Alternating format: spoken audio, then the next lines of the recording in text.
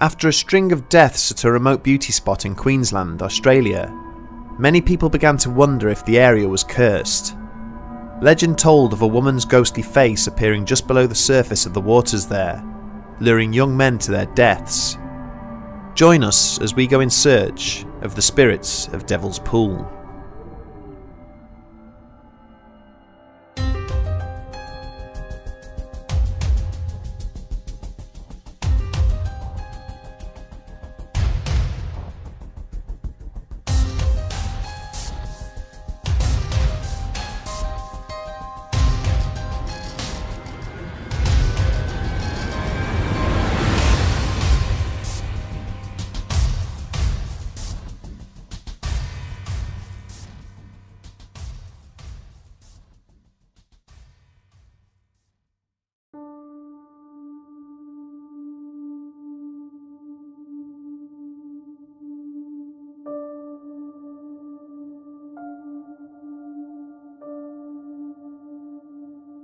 The small town of Babinda, situated 40 miles to the south of Cairns, is notable for two things. The first is its name, which when translated from the country's native Aboriginal tongue means mountain. It is an apt description for the settlement, which dwells within the shadow of Queensland's two highest peaks, Mount Bartle Frere and Mount Bellenden Kerr. The second thing Babinda is known for is that it is officially Australia's wettest town, recording over 4,000mm, that's around 160 inches or 13 feet, of annual rainfall. This combination of mountainous terrain and violent downpours has resulted in numerous spectacular waterfalls and underground tunnels, which are visited by thousands of tourists every year. The most famed of these is known as the Babinda Boulders. Literature published by the Australian Tourist Board explains that this idyllic location was formed when three fast-flowing tributaries once collided amidst a series of gigantic rocks, creating several tranquil and inviting bodies of water. Although there is another, far more sinister account explaining how the site came to exist, one that involves an illicit affair and the tragic deaths of two young lovers. Legend has it that long before Western society arrived, the region was inhabited by the Yidinji tribe. Their leader, Warunu, was engaged to marry a young girl named Ulana, but awoke one morning to find that she had eloped during the night with one of his warriors, a man by the name of Digger. Consumed by bitterness and jealousy, the tribal elder gathered his warband and immediately hunted down the traitorous youngsters. By the day's end, Ulana and her lover found themselves surrounded by Warunu's men, with the fast-flowing Babinda River at their backs. As their captors closed in, the two deserters flung themselves into the waters. Digger immediately disappeared into the depths and never resurfaced. As soon as Ulana realised that her lover had perished, it is said that her grief-stricken screams echoed around the valley, smashing boulders to pieces and turning the waters into a raging torrent. She vanished in the whitewater shortly thereafter. In the aftermath of Ulana's disappearance, the menfolk of the Yidinji tribe began to die whenever they ventured near the water. Once brave warriors were reduced to snivelling wrecks, claiming to have seen Ulana's face under the surface, her cold dead hands dragging their companions into the depths in retribution for the loss of her lover. In time, the legend would fade, but the deaths of the visitors to the area would not. Over the last century, the same waters have claimed more than 20 lives.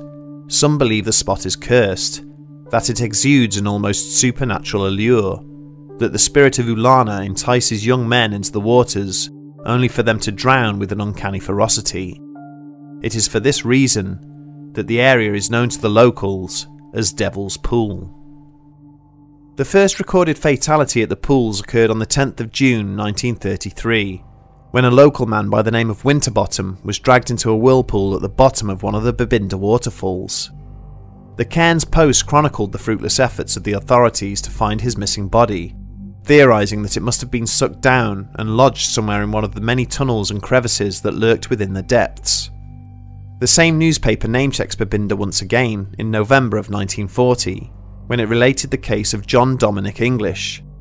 John was an 8-year-old child who was seemingly yanked down under the water and drowned, despite the frantic efforts of his parents and others nearby to save him.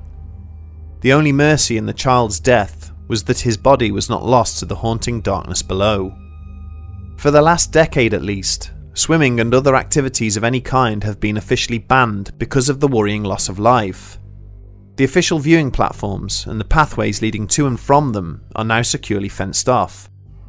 Mounted up on the centre of the main viewing platform, there is a modest memorial plaque with a brief but moving inscription. He came for a visit and stayed forever. This is dedicated to 24-year-old Pete McGann, who was tragically killed there on the 22nd of June 1979. Pete was visiting the Babinda pools with some friends, and a number of them had decided to climb through the rock formations that led to the top of the waterfalls. As the group slowly progressed along the rock face, Pete spotted a small hole in between some nearby rocks. He shouted for his friends to watch him and then jumped out across the tiny gap. Unfortunately, he never made it to the other side. As his companions watched, his body suddenly lost all forward momentum mid-jump and immediately plummeted straight down into the narrow breach beneath him. Pete did not even have time to cry out as his body disappeared from view, plunging down into the foaming waters below. The alarm was quickly raised and local rescue workers and paramedics were called. A number of tentative initial dives were made into the water to try and find Pete's body, but the swirling and surging currents made any meaningful attempt impossible. It would be a further 6 weeks before divers, in possession of sufficient equipment and training, could descend into the depths and retrieve the young man's remains. The plaque was still clearly on display almost 30 years later. On the sunny morning of the 30th of November 2008, a group of 4 young men arrived at the Babinda pools, seeking a day of rest and relaxation. Amongst their number was a 23-year-old Tasmanian native named James Bennett. James was a sub-lieutenant in the Australian Navy and had been stationed aboard one of their minesweepers, HMAS Norman. Having parked their cars, James and his friends walked onto the site and noticed a couple of local children swimming out on the far edge of the pools. Despite the safety rails and warning notices that had long been in place, the men disregarded them, taking the sight of the children playing in the water as an indication that it was also safe for them to venture in. The group jumped over the barriers and started to pick their way along several narrow pathways between the looming granite boulders before they came across a beautiful pool underneath a viewing platform. Within minutes, they had all undressed and plunged into the deep blue water, swimming around and splashing one another. This went on for about 10 minutes, when James Bennett suddenly threw his arms up into the air and cried out in shock, before disappearing straight under the water. He had been pulled vertically downwards in the space of a heartbeat, as if taken hold of by a strong and powerful grip. The other 3 men initially thought he was messing around, but this passing amusement soon turned to horror, as a pair of hands emerged for just a moment, thrashing around in a desperate bid to find something to hold on to. They could now clearly see James's outline, struggling and writhing just beneath the water. He was suspended only a few feet down, but was seemingly unable to swim up and breach the surface despite frantic efforts to do so. The others immediately jumped out of the water, ripping branches from nearby trees and plunging them down where they had last seen their struggling friend, but it was no use. James had now disappeared into the darkness. Other deaths at the beauty spot have been equally disturbing. In one reported case, a young couple was visiting the site on the day of a heavy rainstorm. They were on one of the lower walkways and had asked one of the volunteer lifeguards to take a picture of them standing together. He had barely done so when a sudden surge of storm flow rose up and sliced across the decking they were all standing on. As both tourists were swept out into the surging waters, the lifeguard immediately discarded their camera and jumped in after them. He was able to save the woman, but her boyfriend never resurfaced, dragged down into the whirlpool they had been swept into. Storm flooding has accounted for many other victims in the area, with a visiting Korean tourist killed there as late as 2018. Another infamous story describes what happened to a schoolboy from a neighbouring district when his class came to visit for the day. The 15-year-old student was particularly troublesome and caused repeated problems throughout the duration of the trip, even going as far as to kick one of the wooden warning signs out of the ground as he passed by. Within moments, he slipped on a nearby patch of wet mud and plunged down to his death. These types of unfortunate incidents are sadly far from uncommon, with water-related deaths accounting for a significant proportion of those attended by the local coroner's office each year.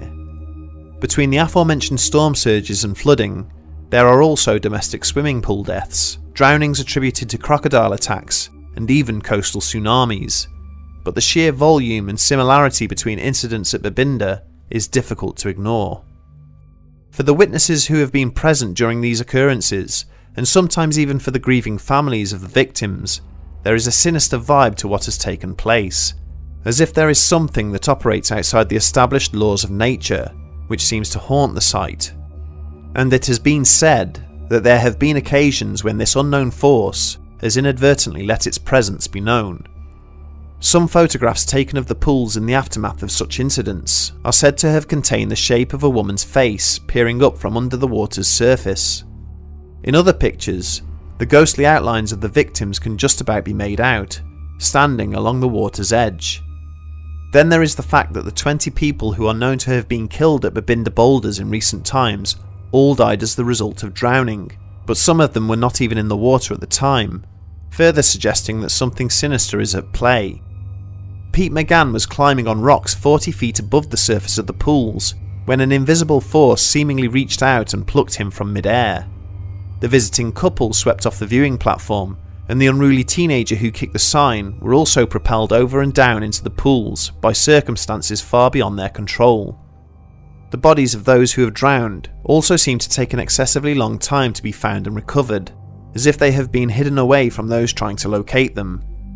Divers entering the Babinda pools in search of the deceased have reported decidedly unusual experiences. One rescue worker related how one underwater search lasted 5 weeks. When they finally located the body of the young swimmer, they were unable to free him. It was as if the same unseen force that had pulled the body down and jammed it against the rocks in the first place was now refusing to relinquish it, exerting a crushing pressure on both the corpse and the men working to free it. The divers had hacked at the wooden timbers and rocks that held the body in place for 2 days, but to no avail. It was only as they had been wearily suiting up and preparing to re-enter the water on the 3rd day that the cadaver had astonishingly appeared on the water's surface by itself. It seemed that whatever power had been withholding it from them had finally tired of its efforts. Other bodies have been found spinning wildly around in underwater circles, as if pulled by an invisible pair of hands. Local residents and shopkeepers are happy enough to recount the stories of Ulana's ghost to the curious backpackers and tourists who visit the area, but they have far more grounded beliefs about how the victims all met their end. The entire region sits atop a honeycomb of volcanic tunnels and tubes that were carved out by historic lava flow. These go hand in hand with underwater currents and riptides that can suddenly materialise and subside again without warning.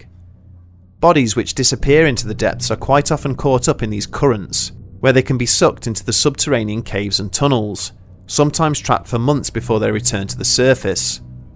In November 2014, a 56-year-old local man named Maurice Shutter was paddling his way across nearby Lake Eacham when he fell out of the inflatable raft he was in. Maurice was not wearing a life preserver, and authorities spent the next 26 days unsuccessfully searching for his body, even utilising a submersible at one point. His remains eventually resurfaced a staggering 18 months later in a remarkably well-preserved condition. The local police stated that this was not unusual, as at some points the lake bed dropped below 65 metres. At this depth, with little oxygen and no natural predators, a body would simply lie in the silt until a brief surge in water temperature propelled it back to the surface. The pool in which James Bennett perished is especially notorious for drownings and is nicknamed the washing machine, on account of a powerful clockwise current that swirls just metres below the tranquil surface. The surging streams of bubbles it produces severely reduce the water's natural buoyancy, meaning that anything drawn into it could not be pulled clear without additional assistance.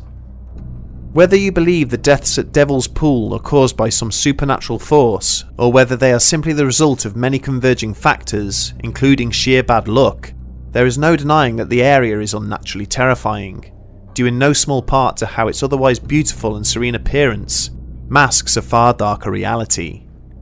Even without the existence of vengeful spirits and destructive paranormal entities, Australia is a land that demands deference and respect from those who choose to travel it. As humankind continues to expand across the world's surface, there are few untamed landscapes left to challenge us, but the arid deserts of the land of the Lucky Cross remain largely unconquered. Maybe the extreme sadness and loss felt by Ulana and those who have since perished at Babinda has perhaps somehow managed to become imprinted in the very fabric of the landscape, especially the boulders that surround the pool, permeating deep inside them and cursing the location with misfortune for generations yet to come. Thankfully, since the death of James Bennett in 2008, the ban on swimming has meant that no further deaths due to drowning have been reported at the site. But who knows if the spirit of Devil's Pool remains, watching and waiting.